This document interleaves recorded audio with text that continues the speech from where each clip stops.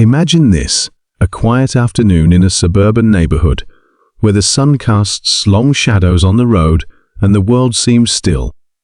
A young man, about 21 years old, is driving home from his college classes, listening to music, his mind focused on the weekend plans ahead. He's a law student with big dreams, dreams of one day making a difference.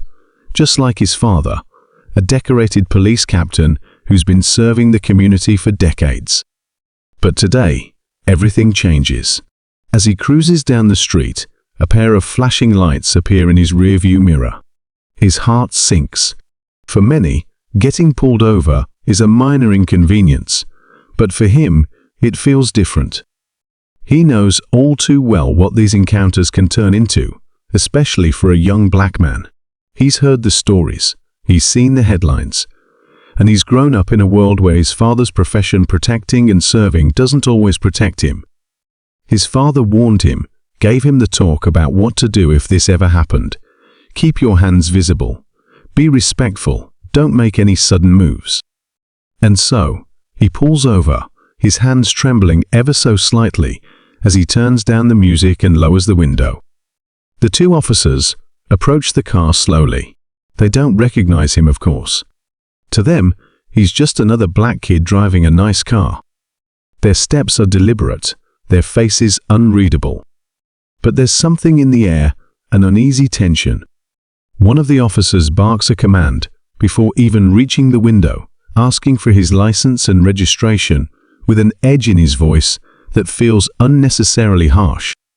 The young man complies, keeping his voice calm as he informs them that his documents are in the glove compartment. But before he can even reach for them, things start to spiral out of control. The officers exchange a glance, their hands moving toward their holsters. They ask him to step out of the car, their tone growing more aggressive, as if he's already guilty of something. The young man hesitates for a second, his mind racing, wondering if they've misunderstood, if there's some way to de-escalate the situation before it gets worse. He tries to explain that he's just a student, that his father is actually a high-ranking officer in the same department. But they're not listening. The situation is slipping, and he can feel it. And this is where everything takes a shocking turn. As the officers grow more forceful, demanding answers to questions he hasn't even been asked, another car pulls up a sleek, unmarked police vehicle. The door swings open, and out steps someone the officers immediately recognize. Someone who not only outranks them, but has the power to change everything. You see, the young man wasn't lying. His father really is one of the highest-ranking police officers in the city. And now, standing just a few feet away, is the black police captain himself, watching as his own son is being harassed by the very people he thought he could trust. What happens next is beyond belief. The young man's heart pounds as his father steps out of the unmarked car, the tension so thick it feels like the air has stopped moving. For a split second, there's silence. The two officers freeze, their hands still hovering over their holsters. They know exactly who this man is. They've seen him at briefings, heard his orders on the radio, and they know the authority he carries. But right now, their faces betray a mixture of shock and confusion. This is the black police captain they've worked under for years, the same man they're now realizing is connected to the person they've been pulling over and treating with suspicion. The father, his face unreadable, but his eyes burning with an intensity that's impossible to miss, steps closer. He doesn't say a word at first, just watches, his presence alone enough to shift the dynamic. The young man, still standing by his car, feels a wave of relief and fear all at once. Relief because his father is here, someone who knows the system and how to handle these situations. Fear because he knows what could happen if things spiral out of control, even with his father present. The officers exchange nervous glances, unsure of their next move. They weren't expecting this. The power they thought they had over the situation seems to be slipping away, but they're not ready to let go just yet. One of them, trying to regain control, clears his throat and steps forward, his hands still resting on his belt. "Sir, this is just a routine traffic stop." "We're handling it," he says, his voice steady but strained.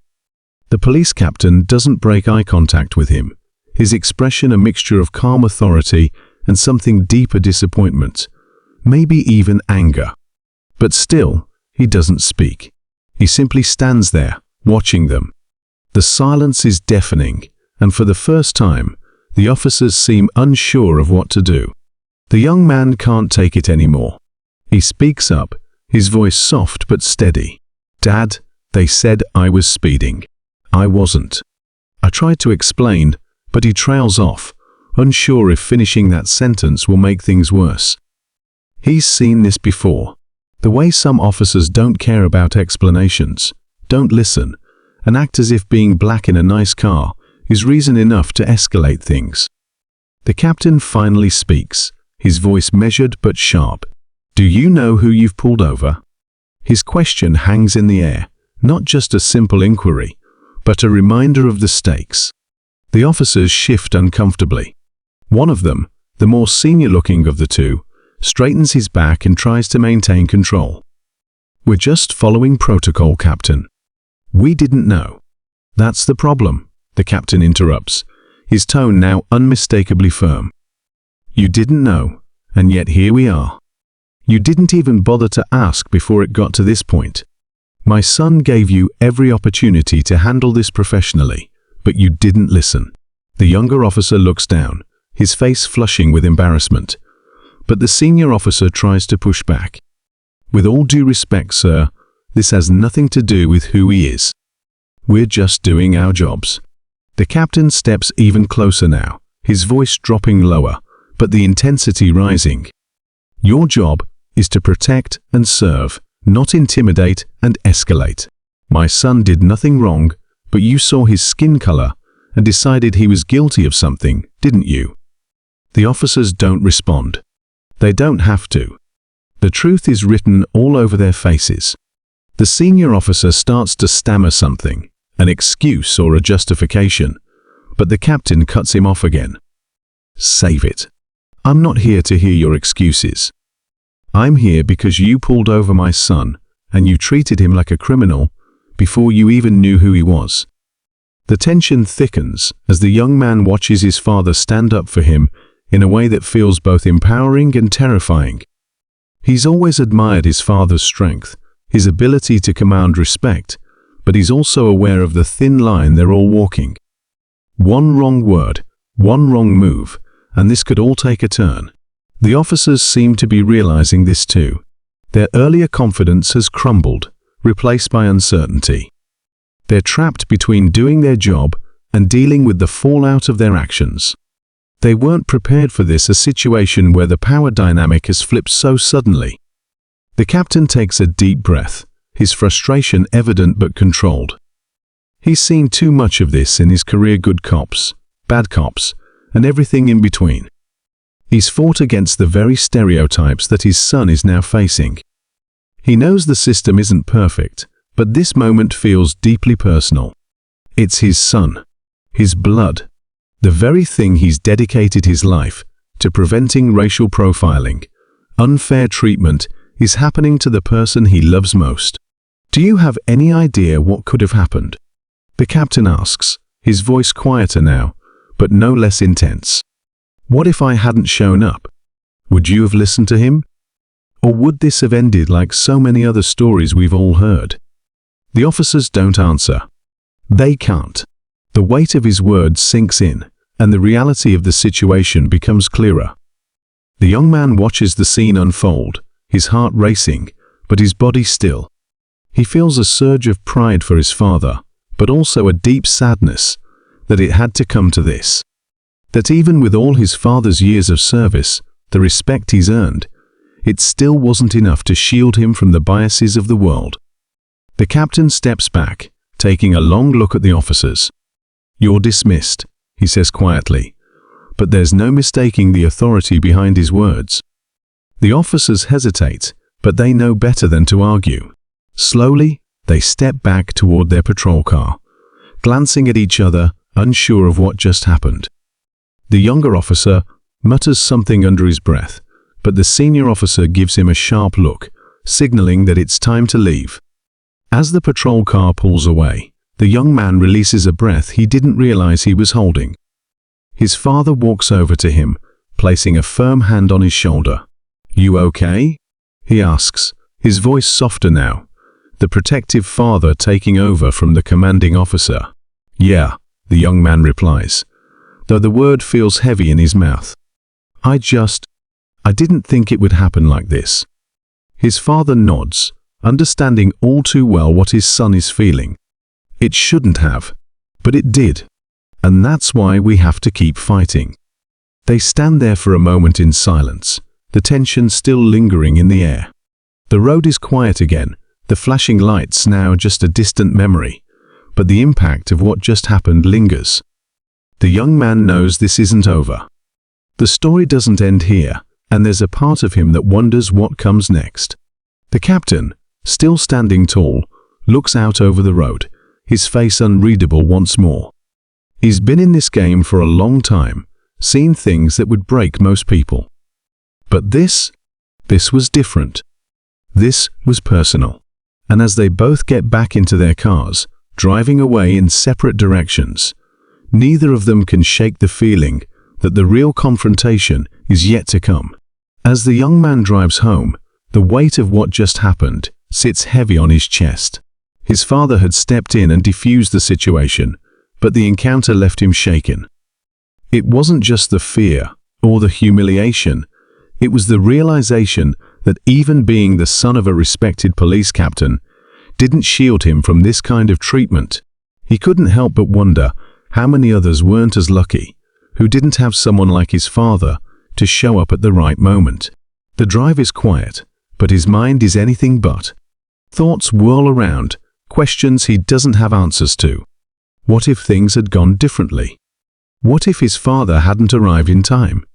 The what-ifs gnaw at him, making it hard to focus. Just as he's about to pull into his driveway, his phone buzzes. It's a text from his father. "We need to talk. Meet me at the station in an hour." He sighs, his pulse quickening again. Another conversation about what happened. But something about the message feels off. His father didn't say call me. He said meet me at the station. That's not how their talks usually go. Nevertheless, he turns his car around and heads toward the police station, unsure of what to expect. When he arrives, the station is buzzing with activity, but it always is. His father's office is tucked away from the main floor, and as he approaches, the unease in his stomach grows. He knocks on the door lightly before stepping in. His father is sitting behind his desk, looking more serious than he's ever seen him. There's a tension in the air, something more than just what happened earlier. The young man feels it immediately. "Dad, what's going on?" he asks, stepping into the room fully, closing the door behind him. His father doesn't respond right away, just gestures for him to sit down. He does, leaning forward, waiting. "There's more to this than you think," his father finally says, his voice low but steady. "The officers who pulled you over, I've been looking into it. There's a pattern. This isn't the first time they've targeted people like you, young black men, driving in certain areas of town. And it's not random." The young man's heart sinks further. He knew the stop felt wrong, but now his father is confirming what he feared. "What do you mean, not random? Are you saying they're part of something?" His father nods grimly. "I've been investigating reports of racial profiling within the department for a while now. It's not just bad policing. It's deliberate.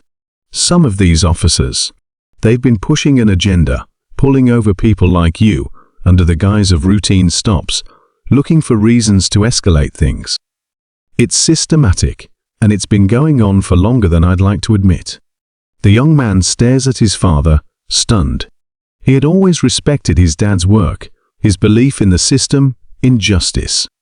But now, it's as if the curtain is being pulled back, revealing an uglier truth. "Why didn't you tell me about this before?" His father's expression softens, but only slightly. "Because I didn't want to put you in the middle of it. I thought I could handle it on my own. But today, Seeing you get pulled over, watching how they treated you, I can't keep you out of it anymore. You need to know what's going on." The room feels heavy with the weight of his father's words. The young man struggles to process it all, a mixture of anger, confusion, and fear swirling inside him. "So, what now?" he asks, his voice barely above a whisper. His father leans back in his chair, rubbing his temples. "Now we're going to expose it. But we need to be careful. These aren't just a couple of bad cops. There are people higher up protecting them, turning a blind eye to what's happening. If we're not careful, this could get dangerous." The young man's mind races. Dangerous? What does that mean? Are these officers just pulling people over, or is there something darker going on? His father has always been a man of action, but this feels different. More serious. The stakes are higher than he realized. Before he can ask another question, his father's phone buzzes. He glances at the screen, and his expression hardens. "I need to take this," he says, standing up and gesturing for his son to follow him out of the office. "But I want you to stay close. Don't do anything rash. This is bigger than us now." As they walk through the station, the young man notices something he hadn't before, a few officers staring at him, whispering to each other. His father had said they were under scrutiny, but now he can feel it. Eyes are on him, and not in a good way. Outside, the sun is setting, casting long shadows over the parking lot. The young man takes a deep breath, trying to shake the unease creeping into his bones. He trusts his father, but something about all of this feels wrong, like there's more he's not being told. Just as he's about to get into his car, he sees a familiar figure standing near the edge of the lot. It's the senior officer from the traffic stop earlier, the one who had his hand on his holster, who had looked ready to escalate the situation.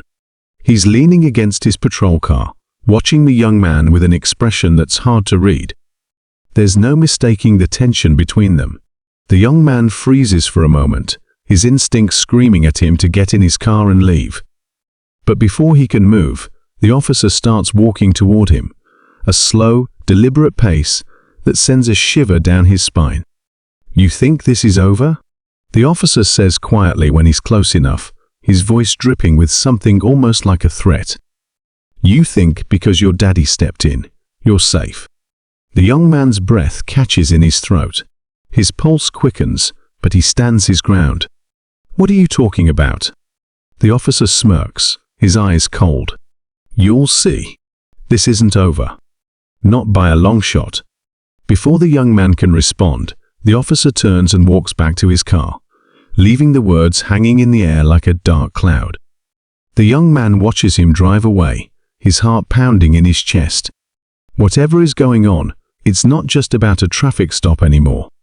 The threat feels real, and it's closing in. He knows now that his father was right. This is bigger than them, and it's far from over. As he drives home, his thoughts are racing. He can't shake the officer's words, or the way he'd looked at him. His father had said they needed to be careful. But what does that even mean? Who can they trust when the very people who are supposed to protect them are involved in something this deep, this dangerous? The road ahead feels uncertain, and as much as he wants answers, the young man knows that things are about to get a lot more complicated. And he's not sure if either of them are ready for what's coming next. As the young man drove home, his mind couldn't rest. His father's warning and the officer's ominous words kept replaying over and over, each thought tightening the knot of fear growing in his chest. His instincts told him to stay far away from whatever was going on, but something inside urged him forward. He had to know the truth. What was happening within the police department? Why was this all spiraling out of control? The next morning, he woke up determined to confront his father again. But just as he was about to leave the house, his phone buzzed with a text. It was from a number he didn't recognize. "Don't talk to anyone. Meet me at the old warehouse, off Route 23. You need to see something." A chill ran down his spine. Who could this be? Was it a setup? His first thought was to ignore it, but something in him knew that this was important. Against his better judgment, he decided to go. He drove cautiously, his heart racing as he approached the abandoned warehouse. The place was eerily quiet, run down and forgotten, with only the sound of the wind whistling through broken windows. He parked his car at a distance and walked toward the entrance, his senses heightened. Every step echoed as he approached the heavy doors. Inside, the air was damp and musty. The young man scanned the room nervously, unsure of what or who was waiting for him. He heard footsteps behind him. He spun around, his heart pounding, only to come face to face with a figure stepping out of the shadows. It was one of the officers from the night he was pulled over, the rookie cop, who had seemed uneasy throughout the entire ordeal. He looked different now, his face grim, eyes darting around nervously. "I know what you're thinking," the officer began, his voice low, almost a whisper. "You don't know me, but I had to reach out. I couldn't live with myself if I didn't tell you the truth." The young man's pulse quickened, but he said nothing, waiting for the officer to continue.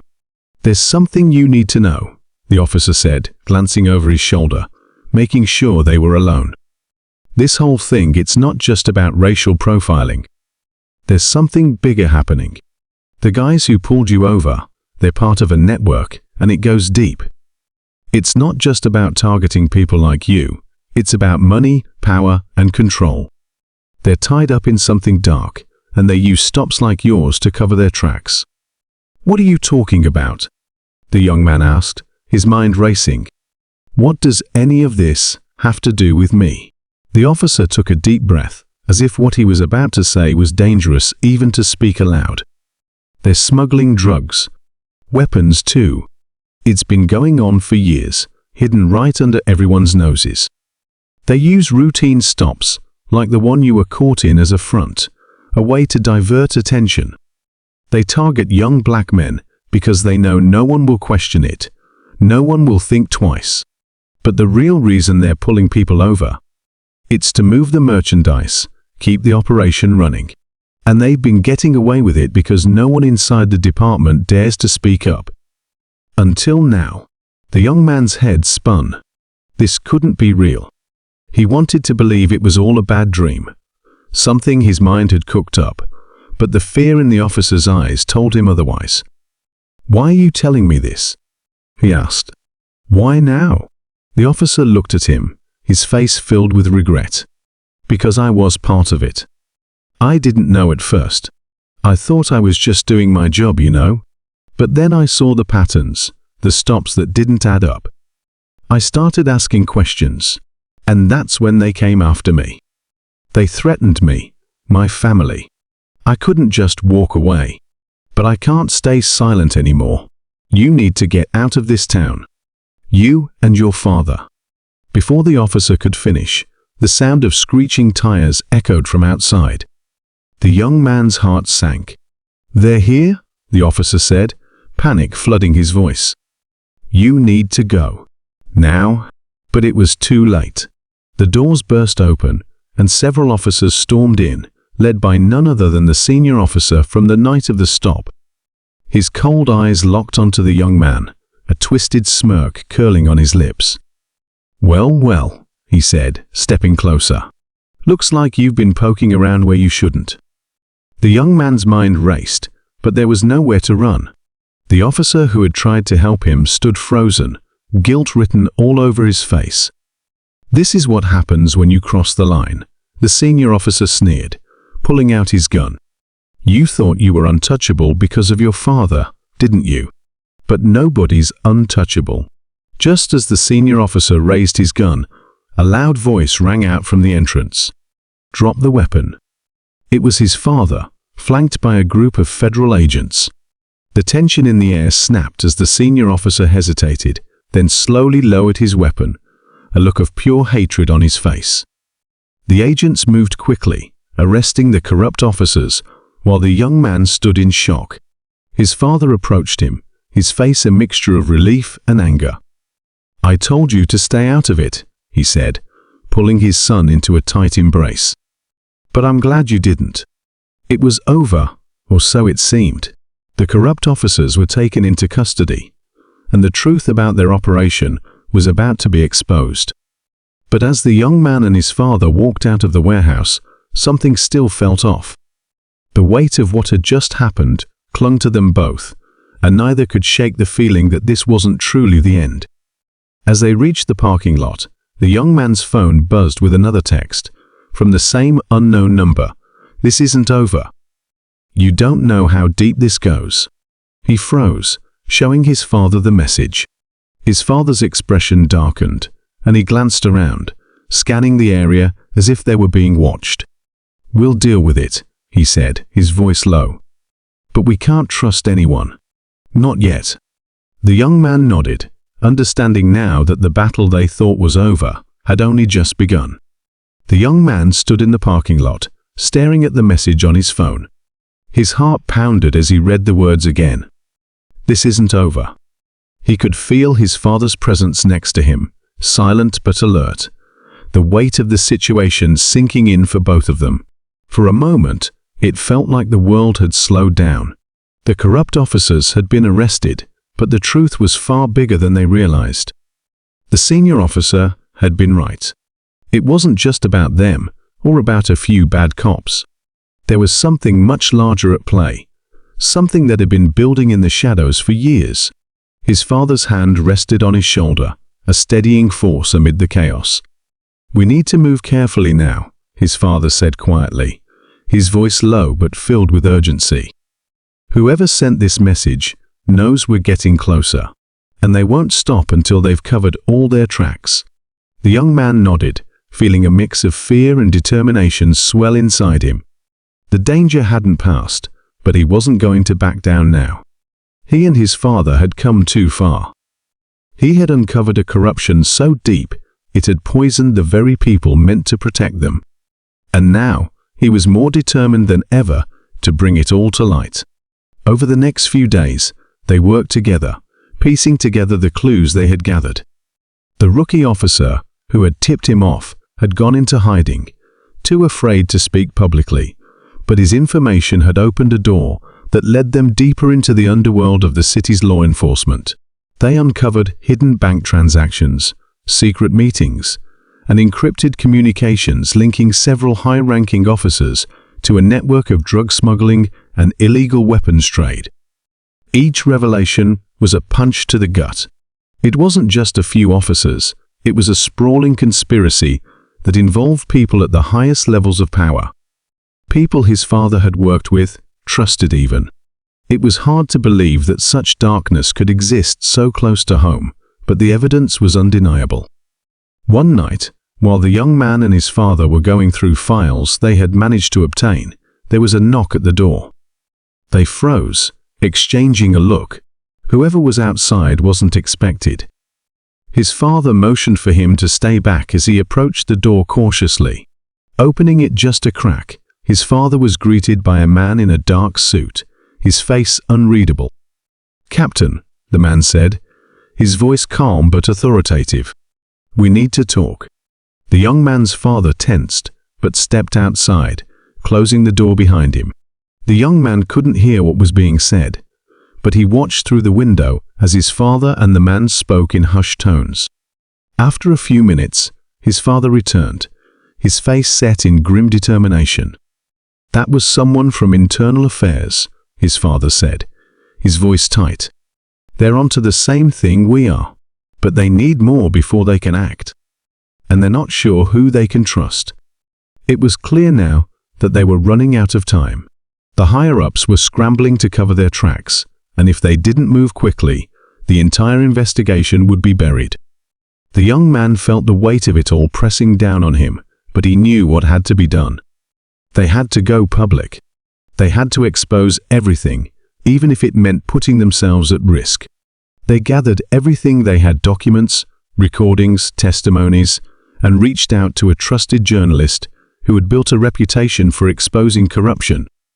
The journalist agreed to meet with them in secret, and within days, the story was set to break wide open. It was only a matter of time before the city, and possibly the entire country, would know the truth about what had been happening behind closed doors. The night before the story went live, the young man found himself unable to sleep. He sat at the kitchen table, staring at the flickering light of his phone, the message from the unknown number still haunting him. This isn't over. He knew the people they were going up against wouldn't go down without a fight. There was still so much at stake, and the thought of what could happen next filled him with both fear and anticipation. Early the next morning, as the sun began to rise, the young man and his father turned on the news. The story was everywhere. Corrupt cops, drug smuggling, illegal weapons. It was all out in the open now. The city was in shock, and the backlash was swift. Protests erupted, people demanded justice, and an internal investigation was launched immediately. Officers, who had long been considered untouchable, were suddenly being questioned, suspended, or arrested. But as the young man watched the news unfold, he couldn't shake the feeling that something wasn't right. It had all happened too fast. The arrests, the media frenzy, it was almost like someone was trying to distract the public from something deeper. And then, just as he feared, the real twist came. Later that afternoon, a breaking news alert flashed across the screen. The senior officer, the one who had threatened him that night, had been found dead. The official story was that it was a suicide, that he had taken his own life after the scandal broke. But the young man knew better. This wasn't a coincidence. Someone had silenced him before he could talk, before he could expose even more. The message from the unknown number echoed in his mind. This isn't over. He and his father sat in silence, the weight of it all pressing down on them. They had exposed the corruption, brought justice to light, but there was still so much left in the shadows. They had only scratched the surface of something much bigger, something that reached far beyond their city. But for now, they had to be satisfied with what they had accomplished. They had taken the first step, pulled back the curtain on a web of lies that had been hidden for too long. And while the fight wasn't over, they had made a difference. They had stood up against injustice and refused to back down. As the days passed, life began to return to a new kind of normal. The young man and his father stayed vigilant, knowing that they couldn't let their guard down, but they also knew that they had done the right thing. They had exposed the truth, and that truth would continue to ripple out, changing things in ways they couldn't even predict yet. The young man had grown from this experience in ways he hadn't expected. He had faced fear, stood up against power, and learned the value of courage and integrity. His relationship with his father had deepened, built on trust and respect that would carry them through whatever came next. And as for the final twist, the young man received one last message a few weeks later. It came from the same unknown number, but this time the words were different. Just two simple words that left him with a chill running down his spine. Stay vigilant. He showed the message to his father, who nodded slowly. They both knew what it meant. The battle they had fought was just the beginning. There were still forces at play that they couldn't fully see, still enemies lurking in the shadows. But now they were ready. They had faced the worst and come out stronger. Whatever came next, they would face it together. And in the end, that was the real victory. They had stood up for what was right, fought back against corruption, and learned that sometimes the only way to win is to never stop fighting. The young man put down his phone and looked out the window, the city stretching out before him. It wasn't perfect. It wasn't even close. But it was worth fighting for. And as long as he and his father had each other, he knew they could face anything. With that thought, he finally allowed himself to relax, knowing that whatever the future held, they were ready for it.